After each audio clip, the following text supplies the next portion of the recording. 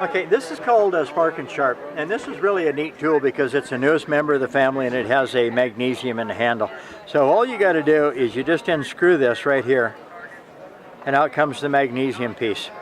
Now when you're out in the woods and you either need a fire because of survival or you want a fire, you're going to do what is the easiest thing to make a fire. If your wood is wet, if your kindling is wet, first of all, I cheat a little bit.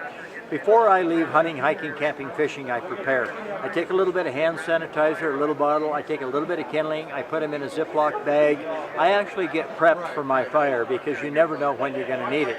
Keep this stuff on you and keep this in your pocket. And I'm going to throw this in just a little bit. When you're hiking and stuff, you need your pocket knife in your pocket, not in your pack. Why? If you fall down off over a bank or something, you're going to get separated. You drop your pack, you're done. You're off over a bank, you're hurt, you're lost, you're out there with nothing but what you have on you. So this one right here is the one that I really favor. We have two sharp corners right here. There's a sharp corner, there's a sharp corner. These are made out of tungsten carbide. If it's flat, you grind it 90 degrees, you have a sharp edge there and a sharp edge there. We take those sharp edges and we put it on the magnesium just like this. Now I've been, kind of carving on this magnesium for a while, so it's a little flat up there. Now I'm going to take it and I'm going to take my kindling and I'm going to put it down here and I'm going to put a little hand sanitizer in it. Then I'm going to get this down there and I'm going to burn my table a little bit. We just like that. That's a lot of spark. So when you prep for your fire, you got a little bit of kindling. You can take completely wet wood if it's dry, carve off the wet, get down into the dry, make your little tiny feathered pieces, get a little pile going, put your hand sanitizer on it, get right down there next to it and do this to it. That's how I start a fire. You have to hang on to this a little bit because if you're just kind of, like that, not going to work. Get a hold of it and then give it a good one.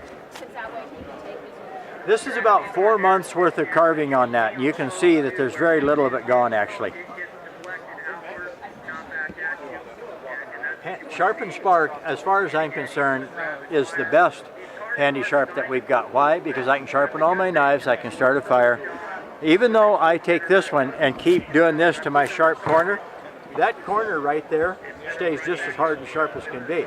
Now I'm going to put this back together and show you how I'd sharpen a knife with that corner, which is that corner right there. And you can see all the black on it from the magnesium fire starters. And I would just hold the knife and I'd start brushing, just like that. I don't come up here like that. That's not, you'll cut your finger. That's not good and you're going to press too hard. Come back about here, put about 4 ounces of pressure on it with my thumb, just a little like that, and don't push too hard. Turn the knife over, turn it this way. If you just keep going one direction, you'll actually set up a cut pattern on the blade. That's not good. Alternate from this way to that way to this way, but you're going to incorporate it without thinking about it. You just turn it.